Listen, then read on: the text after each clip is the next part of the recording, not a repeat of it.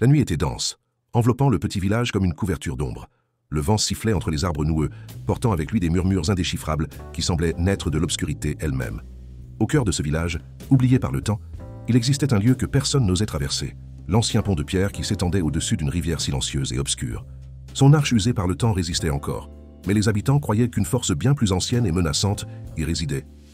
Les anciens racontaient que le pont était un portail, une frontière entre deux mondes. Ceux qui osaient poser le pied sur ces planches vermoulues sans la permission adéquate ne revenaient jamais. Du moins pas comme avant. Ou pire encore, ne revenaient jamais du tout. Les légendes variaient. Certains parlaient de silhouettes encapuchonnées qui attendaient au milieu du passage, d'autres murmuraient que ceux qui traversaient entendaient la voix de leurs proches disparus les appeler de l'autre côté. Mais personne au village n'avait oublié la dernière personne qui avait osé défier le mystère du pont. Il s'appelait Elias, un jeune homme fort, peu enclin à croire aux superstitions. Un jour, après avoir écouté les avertissements de sa grand-mère, il se moqua et promit de prouver qu'il n'y avait rien de l'autre côté, sinon une forêt et du brouillard. Alors, à la tombée de la nuit, une lanterne tremblante à la main, il partit pour traverser le pont.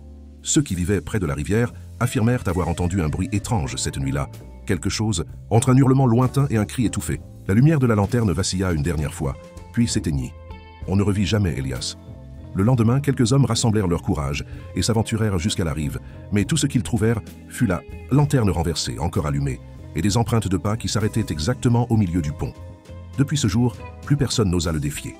Les années passèrent, et le pont demeura là, intact, mais toujours menaçant, comme une blessure ouverte dans le cœur du village. Les enfants apprenaient dès leur plus jeune âge à éviter ce passage.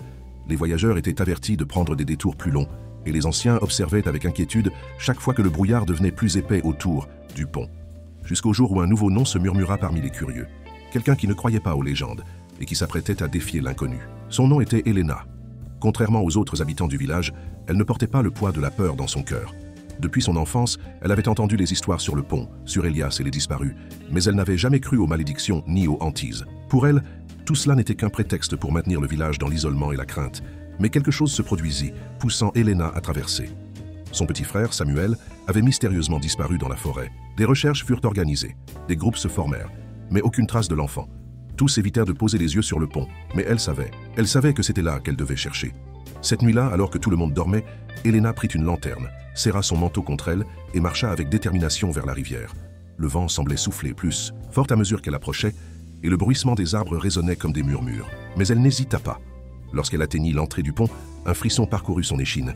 Le bois sous ses pieds grinça et la brume s'épaissit autour d'elle, comme si elle voulait cacher l'autre rive. Elle prit une profonde inspiration et fit le premier pas. Au début, rien ne se produisit. Seul l'écho de ses propres pas l'accompagnait. Mais ensuite, quelque chose changea. L'air autour d'elle devint plus lourd, comme si le temps ralentissait. Les ombres s'étiraient et le froid s'intensifia. C'est alors qu'Elena entendit une voix, faible, familière. Elena, son cœur s'emballa. C'était la voix de Samuel. Elle serra sa lanterne et avança. « Samuel, c'est toi ?» Le silence lui répondit, mais bientôt, des pas résonnèrent plus loin, pas les siens. Quelqu'un ou quelque chose était là. La lumière de sa lanterne vacilla, et dans ce bref instant d'obscurité, une silhouette apparut au milieu du pont. C'était Elias, ou plutôt ce qu'il en restait.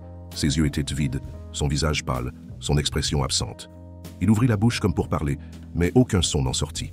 Derrière lui, des ombres bougeaient. Quelque chose d'autre était là, au-delà d'Elias.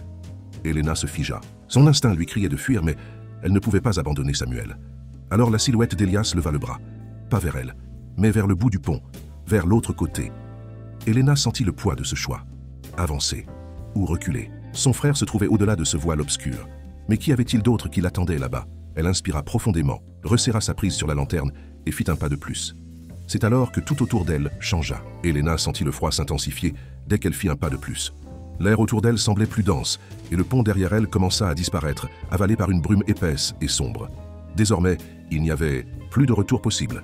Elle regarda devant elle, et Elias restait immobile, figé comme une statue de marbre, pointant toujours vers l'extrémité du pont. Ses vêtements étaient délavés, comme s'ils n'étaient faits que de poussière et de souvenirs. Mais ce qui attirait le plus l'attention, c'était ses yeux. Il n'avait plus aucune lueur de vie, seulement un vide profond, comme s'il n'était qu'une ombre de ce qu'il avait été autrefois. À chaque pas qu'Elena faisait, le silence autour d'elle s'intensifiait. La forêt au loin disparut complètement, et désormais elle ne distinguait plus que le contour d'une ville ancienne, illuminée d'une lueur jaunâtre, comme des bougies brûlant lentement. L'endroit semblait hors du temps, suspendu entre passé et présent. C'est alors qu'elle l'entendit à nouveau. Elena, la voix de Samuel était plus proche cette fois. Elle se mit à courir, traversant les derniers mètres du pont. Et à l'instant où elle atteignit l'autre rive, la réalité sembla se tordre. Comme si elle venait de traverser un voile invisible séparant deux mondes. Le sol sous ses pieds était différent.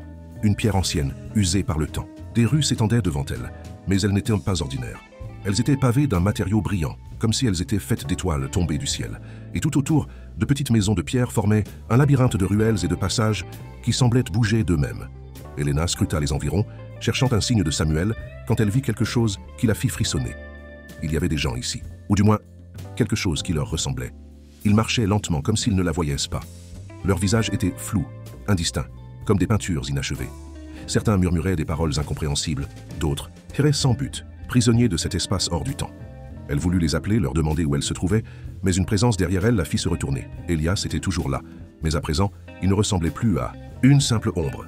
Il paraissait réel. « Tu as traversé, dit-il enfin, sa voix désormais audible mais distante comme un écho venu de très loin. « Mon frère, où est-il » demanda Elena, sentant l'angoisse grandir en elle.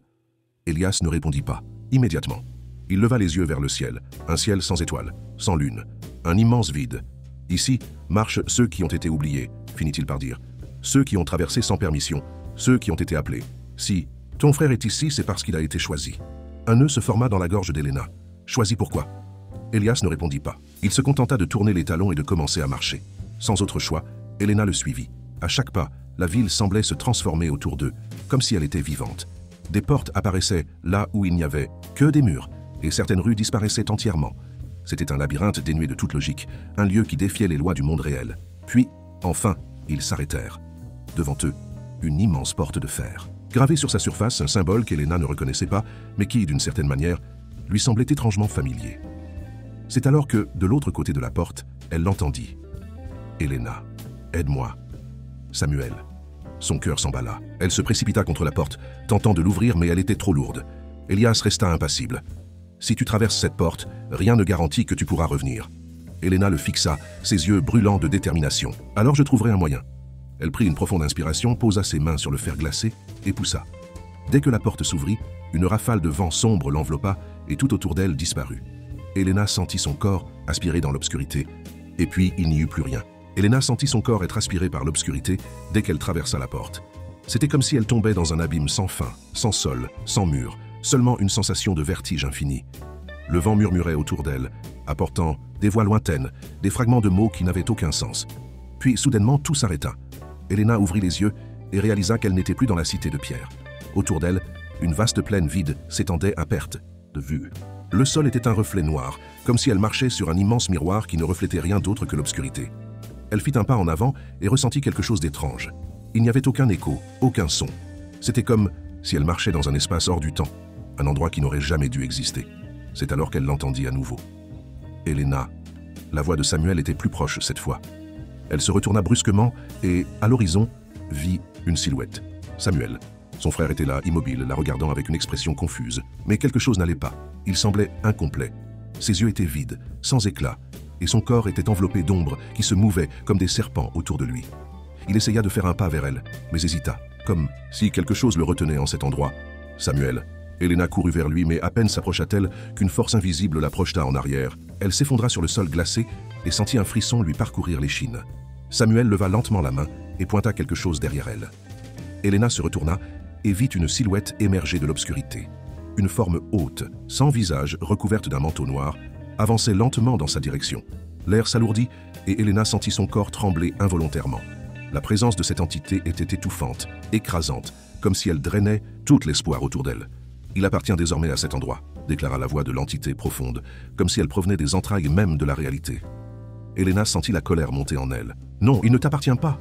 L'entité inclina légèrement la tête, comme intriguée par sa réponse. « Ce qui est fait, poursuivit la voix. Il a traversé le pont et accepté son destin. » Elena regarda Samuel, qui semblait essayer de parler, mais aucun son ne sortait de sa bouche. Elle serra les poings. Elle ne pouvait pas accepter cela. « Alors dis-moi, » lança-t-elle, sa voix ferme malgré la peur qui pulsait dans ses veines. « Que dois-je faire pour le libérer ?» L'entité resta silencieuse quelques instants. Le temps semblait s'étirer et Elena sentit chaque battement de son cœur résonner comme un tambour dans un désert vide. Puis enfin, la voix résonna à nouveau. « Un sacrifice doit être fait. » Elena se figea. « Ton frère a traversé dans ce monde et comblé un vide, » poursuivit l'entité. « S'il sort, quelque chose doit prendre sa place. » Les yeux d'Elena s'écarquillèrent. « Je... » Elle hésita. L'entité fit un pas en avant. « Accepterais-tu de prendre sa place? Elena regarda Samuel. Son frère, qu'elle avait tant cherché, était là, piégé dans un monde qui n'était pas le sien. Elle se souvint de tout ce qu'ils avaient traversé ensemble, de toutes les fois où il avait pris soin d'elle lorsqu'ils étaient enfants. Des promesses qu'ils s'étaient faites. Elle ne pouvait pas l'abandonner ici. Elle prit une profonde inspiration et fixa l'entité droit dans ses yeux invisibles. Oui, dès que ce mot franchit ses lèvres, le monde autour d'elle trembla, le sol se fissura. L'obscurité s'agita comme une mer enragée et Elena sentit une chaleur intense l'envahir. Samuel cria « Non, Elena, ne fais pas ça !» Mais il était trop tard. L'entité leva une main et Elena sentit son corps être aspiré dans l'ombre. Samuel fut projeté en arrière, comme si une force invisible l'expulsait de cet endroit. La dernière chose qu'Elena vit avant que tout ne s'efface fut le visage désespéré de son frère, enveloppé par une lumière éclatante. Puis, elle disparut. Elena ouvrit les yeux et réalisa qu'elle n'était plus en présence de l'entité sombre. Le sol noir et réfléchissant était toujours là, mais il semblait désormais plus solide. Autour d'elle, d'immenses colonnes émergeaient du néant, comme les vestiges d'un temple ancien oublié par le temps. Elle tenta de bouger, mais son corps était lourd, comme si elle était prisonnière de cet endroit. C'est alors qu'elle comprit. Elle n'était pas seule. Devant elle, une silhouette se détachait de l'obscurité. Elle portait un manteau semblable à celui de l'entité précédente, mais celui-ci paraissait plus ancien, usé, comme s'il était là depuis des siècles. Lentement, la figure leva le visage, et Elena vit quelque chose d'inattendu, des yeux humains, empreints de tristesse et de compréhension. « Tu as accepté le pacte », dit la voix plus douce que celle de l'entité précédente. « Tu appartiens désormais au pont. » Elena fronça les sourcils. Le pont, la silhouette acquiesça lentement. Le pont entre les mondes. La frontière entre le réel et l'inconnu, entre la vie et l'oubli. Tous ceux qui le traversent laissent quelque chose derrière eux. Un frisson parcourut l'échine d'Elena. « Alors, je suis piégée ici ?» La figure l'observa longuement avant de répondre. « Tous ceux qui arrivent ici ne restent pas. Mais ceux qui acceptent l'appel deviennent une partie du pont. » Le cœur d'Elena s'emballa. Son esprit tourbillonnait sous le poids des implications de ses paroles. Elle tenta de reculer, mais ses pieds semblaient ancrés au sol. « Ce n'est pas possible, » murmura-t-elle. « Je n'ai pas choisi cela, j'ai été trompée. » La figure inclina la tête. « Tu as choisi de traverser. Le choix t'appartient toujours, même quand tu ne réalises pas que tu es en train de le faire. » Un poids écrasant s'abattit sur les épaules d'Elena. Ses souvenirs lui revinrent en rafale, le moment où elle avait mis le pied sur le pont, les murmures dans l'obscurité, l'entité lui offrant une connaissance interdite. Chaque pas qu'elle avait fait l'avait menée ici. Elle scruta les environs, cherchant une échappatoire. Mais tout autour d'elle semblait infini, un océan d'ombre seulement interrompu par les colonnes ancestrales. « Si je suis ici, dit-elle, essayant de contenir son désespoir, cela signifie que je peux en sortir, non? Tout chemin a un retour. » La figure eut un léger sourire, mais une profonde mélancolie assombrissait son expression. « Oui, mais ce chemin exige un sacrifice. Tu veux repartir? Alors tu dois donner quelque chose en échange. » Elena ferma les yeux. Son esprit cherchait des réponses. Que pouvait-elle offrir? Son corps? Son âme? Ses souvenirs? Quel est le prix? Demanda-t-elle. La silhouette posa une main sur sa propre poitrine. La seule chose qui t'appartienne vraiment, ton identité, ton passé, tes douleurs, tes souvenirs. Si tu veux partir, tu le feras en tant que personne inconnue.